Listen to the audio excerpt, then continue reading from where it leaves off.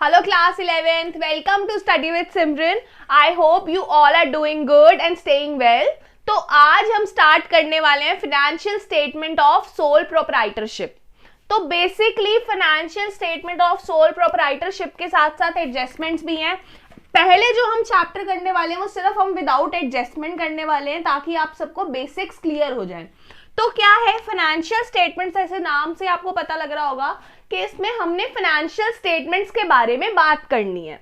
अब जो financial statement of sole proprietorship है इसमें आपकी अलग अलग फाइनेंशियल स्टेटमेंट्स बनती हैं और वो फाइनेंशियल स्टेटमेंट से हमें प्रॉफिट का और कंपनी की पोजीशन का पता चलता है कि कंपनी की पोजीशन एक फाइनेंशियल ईयर में क्या रही है. तो अगर हम फाइनेंशियल ईयर की बात करें तो आप सबको पता है 1 अप्रैल टू 31 मार्च का आपका फाइनेंशियल ईयर होता है, राइट. तो इसी ईयर की फाइनेंशियल स्टेटमेंट्स हमें बनानी होती हैं और इसी की फाइनेंशियल स्टेटमेंट से हमें प्रॉफिट्स वगैरह के बारे में पता चलता है. तो अब मैं बात करती हूँ फाइनेंशियल स्टेटमेंट्स के बारे में.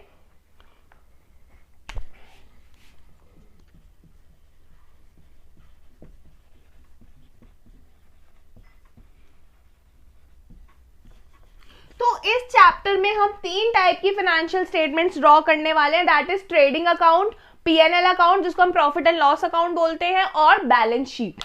तो ये स्टेप वाइज चलता है, स्टेप वाइज बिल्कुल इसको किया जाता है. पहले जो आपकी स्टेटमेंट बनती है, मैंने आपको बताया कि 3 स्टेटमेंट्स बननी है आपकी.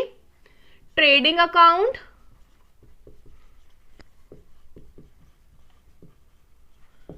प्रॉफिट एंड लॉस यानी PNL account and balance sheet. ये तीनों की तीनों आपकी स्टेटमेंट्स जो है इस चैप्टर में हम ड्रॉ करना सीखेंगे, इनके फॉर्मेट्स के बारे में पढ़ेंगे और सब कुछ करेंगे. तो पहले अब मैं आपको बताऊं कि जो ट्रेडिंग अकाउंट और पीएनएल अकाउंट होता है, ट्रेडिंग अकाउंट के थ्रू हमें ग्रॉस प्रॉफिट और ग्रॉस लॉस के बारे में पता लगता है, राइट. और पीएनएल अकाउंट के थ्रू हमें नेट प्रॉफिट और नेट लॉस के थ्रू पता लगता है कि पीएनएल अकाउंट में नेट प्रॉफिट है या नेट लॉस हो रहा है. और बैलेंस शीट में हमें पता लगता है फाइनेंशियल पोजीशन क्या है कंपनी की. बैलेंस शीट में क्या क्या चीजें आती हैं? बैलेंस शीट में हमारी 2 चीजें आती हैं, एक तो आती है एसेट्स और एक हमारी आती है लायबिलिटीज.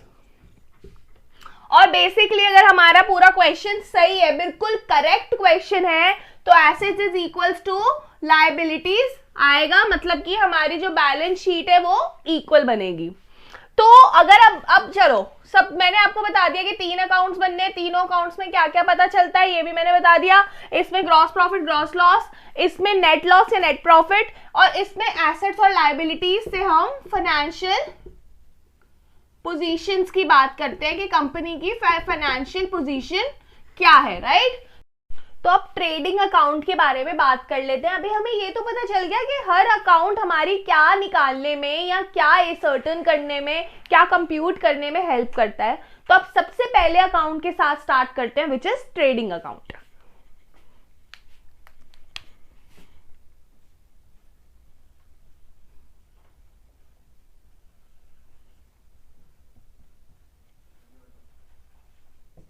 सबसे पहले आपको वही अकाउंट का नेम लिखना है विच इज ट्रेडिंग अकाउंट. उसके बाद आओगे आप फॉर द ईयर एंडेड, जो भी आपका ईयर है, जो भी आपके क्वेश्चन में ईयर मेंशन है, मान लो 2019 मेंशन है तो हम 31 दिसंबर 2019 और 31 मार्च 2019 करके लिख लेंगे.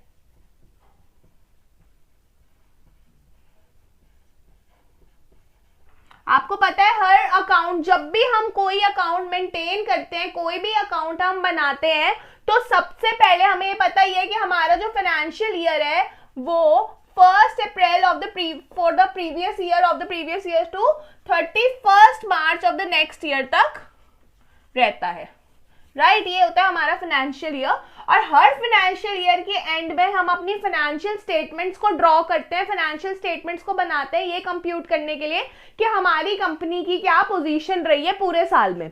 और क्या हमने प्रॉफिट अर्न करा है और क्या हमारी एसेट्स और लाइबिलिटीज की पोजीशन है। तो फॉर द ईयर एंडेड 31 मार्च 2019 ले लिया मैंने यहां पर। अब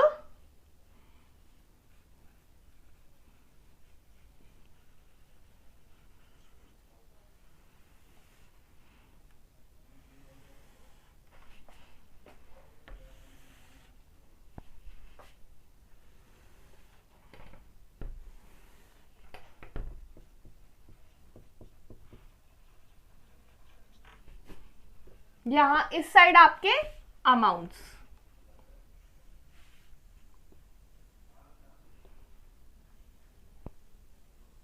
ये होती है आपकी क्रेडिट साइड, मतलब अर्निंग साइड जो भी आपने अर्न करा है, और ये है आपकी डेबिट साइड जहां पर आपके सारे डायरेक्ट एक्सपेंसेस आ रहे हैं। डायरेक्ट एक्सपेंसेस ही इस अकाउंट में मेंटेन होते हैं और इनडायरेक्ट एक्सपेंसेस हमारे रेवेन्यू एंड जो भी रेवेन्यू वाले हमारे हैं वो P&L अकाउंट में बनते हैं। तो बेसिकली P&L अकाउंट की हम अच्छे से बात बाद में करेंगे, पहले हम ट्रेडिंग अकाउंट के बारे में बात कर लेते हैं। नॉमिनल अकाउंट है, सारे डायरेक्ट एक्सपेंसेस आ रहे हैं और हमें हेल्प कर रहा है ये ग्रॉस प्रॉफिट या ग्रॉस लॉस कंप्यूट करने में। तो ट्रेडिंग अकाउंट हमारा छोटा सा अकाउंट होता है, ज्यादा बड़ा अकाउंट नहीं होता है। तो सबसे पहले हमें ट्रेडिंग अकाउंट के डेबिट साइड में ओपनिंग स्टॉक लिखना है। ओपनिंग स्टॉक कौन सा स्टॉक है, हम सबको पता है ओपनिंग स्टॉक बिगनिंग स्टॉक होता है। बिगनिंग स्टॉक का मतलब जो साल की शुरुआत में होता है, जो हमारे beginning of the year stock होता है वो हमारा ओपनिंग स्टॉक कहलाता है। तो वो जो भी अमाउंट हमें क्वेश्चन में लिखा होगा, हमने यहां पे टू ओपनिंग स्टॉक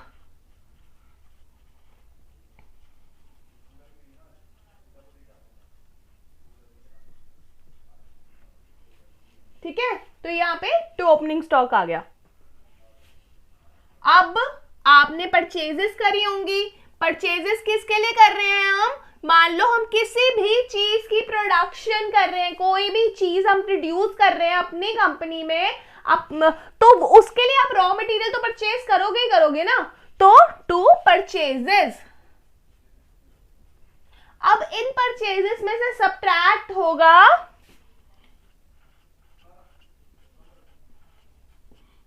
जो भी आपने रिटर्न करा है। अब क्या होता है, कभी कभी क्या होता है ना कि आपने कुछ परचेज करा तो कोई डिफेक्टिव चीज आ गई, वो चीज आ गई जो आप अपनी प्रोडक्शन में यूज नहीं कर सकते, तो उसको आप रखोगे तो हो नहीं, जिससे आपने परचेज करा है आप उसको वापस कर दोगे।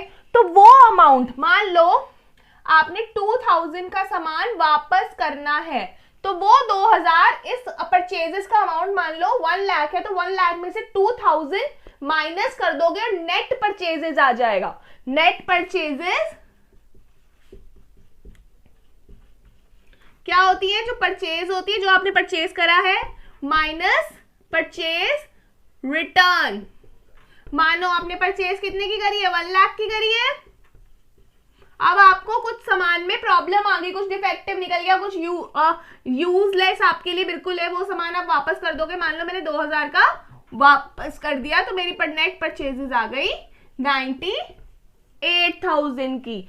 तो 98,000 नेट परचेजेस के साथ या परचेजेस यहां पर बाहर आएगा।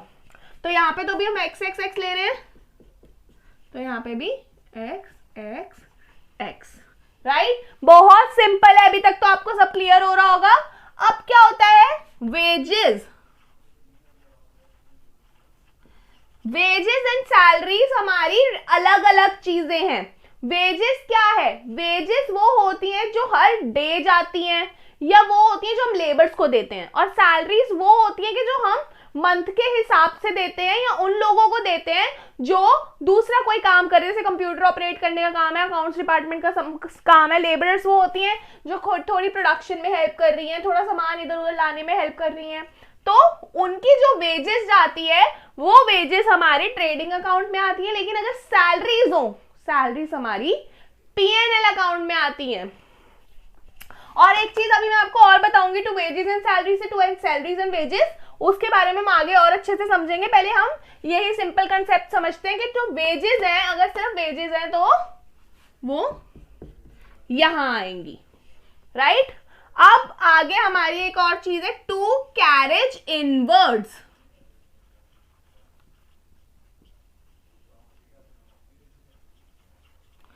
कैरेज इनवर्ड क्या होता है?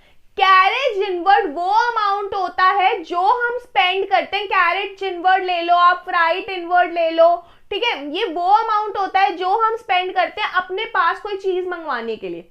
या आपने कोई परचेज करी है, कोई मशीनरी परचेज करी है आपने अपनी प्रोडक्शन के लिए, कुछ भी आपने कोई फर्नीचर परचेज करा है, कोई इक्विपमेंट परचेज करा है, तो जहां से परचेज करा है वहां से उसको यहां तक लाना पड़ेगा आपकी प्रोडक्शन लैंड तक। तो जब वो आता है, जब वो सामान आता है, तो आपको उसका कुछ पेमेंट करना पड़ता है उस इंसान को जो वो लेकर आ रहा है। तो that is your carriage inward. Carriage outward भी होता है। कैरेज आउटवर्ड पीएनएल अकाउंट में आता है। कैरेज आउटवर्ड का मतलब ये होता है वो सामान जो हम भेज रहे हैं लेकिन उसका पैसा हमारे ऊपर है, तो कैरेज आउटवर्ड पीएनएल अकाउंट में आता है। तो ये सारी चीजें हो गई आपकी debit side of trading account की। अब हम बात करते हैं credit side of trading account. तो सबसे पहले बाय सेल्स।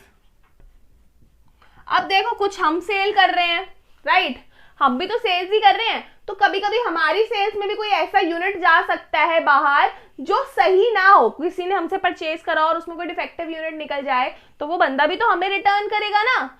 तो वो रिटर्न हमारी रिटर्न इनवर्ड होती है या सेल्स रिटर्न होती है, उसको भी हम इसकी परचेज रिटर्न की तरह इसमें से सब्ट्रैक्ट करते हैं।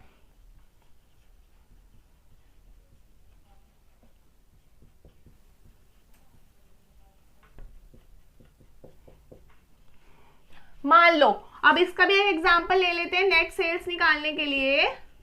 वही आपने 2 लाख की अगर सेल्स करी है और आपकी 4000 की सेल्स वापस आ गई है, तो वो 4000 आप उस इंसान को वापस दोगे ना, देने ही पड़ेंगे, कोई ऑप्शन तो है नहीं आपके पास, तो वो भी आप उसमें से माइनस कर दोगे। तो आपकी एक्चुअल सेल्स हुई है 1,96,000 की, क्योंकि 4000 का सामान डिफेक्टिव निकल गया, तो लेस रिटर्न इनवर्ड,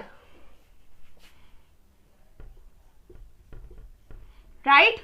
इतना समझ आया? अब आगे चलते हैं। अब यहां पे एक और चीज आती है हमारी by closing stock. Closing stock को भी हम यही लेते हैं। क्लोजिंग स्टॉक कौन सा स्टॉक होता है? क्लोजिंग स्टॉक हमारा एंडिंग स्टॉक होता है। एंडिंग स्टॉक भी हमारे क्वेश्चन में गिवन होता है, जो 31 मार्च को हमारे पास स्टॉक है, जब हम फाइनेंशियल स्टेटमेंट्स को क्लोज कर रहे हैं, अपनी बुक्स को क्लोज कर रहे हैं, उस दिन जो हमारा स्टॉक है वो हमारा क्लोजिंग स्टॉक होगा। तो चलो ठीक है, ट्रेडिंग अकाउंट तो हमने बना लिया। अब ग्रॉस प्रॉफिट या ग्रॉस लॉस कैसे कैलकुलेट होगा? बहुत सिंपल है। अगर आपकी क्रेडिट साइड डेबिट साइड से ज्यादा है, credit is more than debit, तो आपका ग्रॉस प्रॉफिट है। ऑब्वियसली जब हम सेल्स ज्यादा कर रहे हैं एक्सपेंसेस से, हमारी इनकम ज्यादा है हमारे एक्सपेंसेस से, तो हमारा प्रॉफिट है। और ऐसे ही अगर हमारा ये साइड ज्यादा है, मतलब डेबिट साइड ज्यादा है, तो हमारा ग्रॉस लॉस होगा। तो क्या होता है बच्चों, जब ये वाली साइड ज्यादा होती है, बैलेंसिंग करनी होती है, अकाउंट्स तो बैलेंस के हिसाब से चलता है, बैलेंस करना है दोनों साइड, तो जितना ये चीज ज्यादा, मान लो ये अगर 20,000 से हमें ज्यादा प्रॉफिट हो रहा है, तो हम टू ग्रॉस प्रॉफिट 20,000 ले लेंगे, और वो आपका डेबिट की साइड ही आएगा, क्योंकि हमें इसको बैलेंस करना है। अगर हमें लॉस हो रहा है, लॉस कब होता है? जब हमारी डेबिट साइड ज्यादा हो, तो वो इस साइड को, क्रेडिट साइड को बैलेंस करने के लिए हम उसको यहाँ इस साइड पे नोट डाउन कर लेंगे। तो एक बात मैं आपको और बता दूं कि जो ग्रॉस प्रॉफिट है, मान लो मेरी अगर क्रेडिट में 50,000 आ रहा है टोटल, और डेबिट में मेरा टोटल 40,000 आ रहा है, तो मेरा ग्रॉस प्रॉफिट क्या होगा? 10,000, क्योंकि क्रेडिट साइड बाय 10,000 ज्यादा है, तो 10,000 यहां। अब सिंपल सी बात है, अगर मैं लॉस की बात करूं, मान लो मेरा डेबिट में 50,000 है और क्रेडिट में मेरा 40,000 है, तो मेरा लॉस हो गया 10,000 का, जो मेरा इस साइड आएगा। आई होप आप सबको ट्रेडिंग अकाउंट बहुत ही अच्छे से क्लियर हो गया होगा। तो अब हम प्रॉफिट एंड लॉस यानी P&L अकाउंट पे आ जाते हैं। अब जैसे कि मैंने आपको अभी बताया था कि ट्रेडिंग अकाउंट में हमारे सारे डायरेक्ट एक्सपेंसेस आते हैं, सेल्स आती है, ये सब आता है, मगर अब P&L अकाउंट में हमारे पास इनडायरेक्ट एक्सपेंसेस भी आएंगे और इनडायरेक्ट पेमेंट्स रिसीट्स भी आएंगी। तो चलो स्टार्ट करते हैं। यहां पे मैंने एक फॉर्मेट से एक टेबल सा बना दिया है।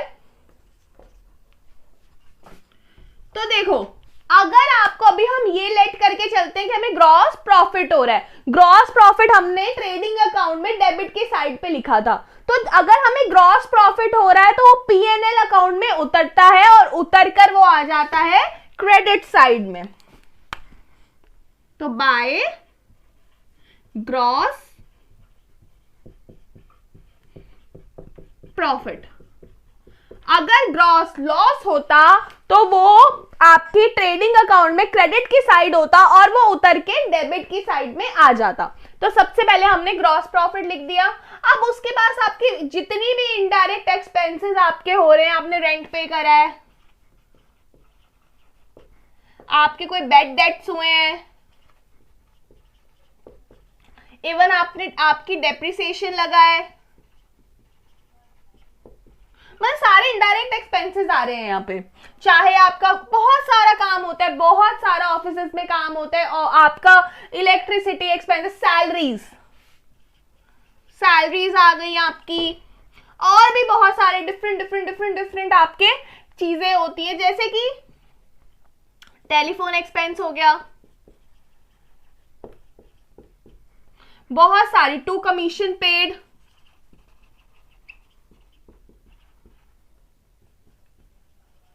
To rent paid, to rent तो एक्चुअली मैंने लिख ही दिया है, to commission paid, to discount given, हम अगर किसी को डिस्काउंट भी दे रहे हैं तो वो भी हमारा इसी साइड आएगा, क्योंकि वो भी हमारा एक तरह से एक्सपेंस है। अगर हमें मान लो मैंने आपको बोला कि आपको ये सामान 10,000 का आपका बिल है, तो मैं आपको इसमें 1% का डिस्काउंट दे देती हूँ। तो अगर मैं 1% का डिस्काउंट आपको इतनी दे रही हूँ इसमें, तो मैं आपको इसमें 100 रुपीज आपसे कम ले रही हूँ, राइट? तो ये 100 मैंने डिस्काउंट दिया ना आपको, तो ये आ जाता है आपका टू डिस्काउंट गिवन में debit side of P&L account में। तो आपको जैसे ट्रेडिंग साइड में हमने लिखा था as for the financial year ended, तो यहाँ पे भी आपको मेंशन करना है। तो यहाँ पर सारी की सारी आपकी इनडायरेक्ट एक्सपेंसेस आ जाते हैं। अब हम बात कर लेते हैं एक बार इधर की, क्रेडिट साइड की। तो यहां पे आपकी आती है इनडायरेक्ट इनकम्स। अब इनडायरेक्ट इनकम्स कौन कौन सी हैं? अब इनडायरेक्ट इनकम्स में आपका आता है, आपको रेंट रिसीव भी हो सकता है बाय रेंट रिसीव्ड, आपने कमीशन अर्न भी करी हो सकती है बाय कमीशन अर्नड, आपने कोई फर्नीचर सेल करा है तो उसका profit by profit on the sale of furniture, अगर लॉस होता है तो फिर इसी side by profit on the sale, ठीक है। फिर आपको डिस्काउंट मिले बाय डिस्काउंट रिसीव्ड। तो ये सारी चीजें हमारी इस साइड आ जाती हैं। तो अब मैंने बात कर दी कि यहाँ पे मेरे इनडायरेक्ट इनकम्स आएंगे, यहाँ पे इनडायरेक्ट एक्सपेंसेस आएंगे। अब एक और चीज,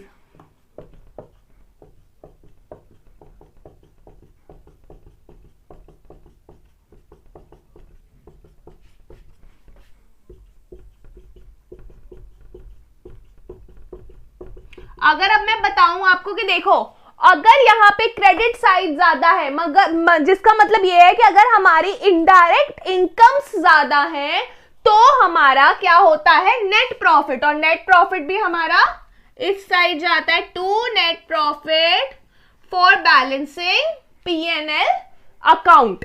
तो उसके बाद हमारा अगर नेट लॉस होता है तो बाय नेट लॉस, और ये दोनों के दोनों बैलेंस शीट में ही जाते हैं। तो अब ये आपको समझ आ गया होगा कि डायरेक्ट एक्सपेंसेस, सेल्स, स्टॉक सारा ट्रेडिंग अकाउंट में जाता है, इनडायरेक्ट एक्सपेंसेस और इनडायरेक्ट इनकम्स हमारी P&L अकाउंट में जाती हैं। तो आई गेस आपको ये कंसेप्ट बहुत बहुत बहुत ज्यादा इजी तरीके से समझ आ गया होगा और ये बहुत ही ज्यादा इंपॉर्टेंट भी है आगे बढ़ने के लिए। तो अब मैं इसकी नेक्स्ट पार्ट में लूंगी कुछ क्वेश्चंस और बैलेंस शीट। उससे पहले आप इस वीडियो को पूरा देखो, लाइक करो, कमेंट करो, सब्सक्राइब करो, शेयर करो। Thank you.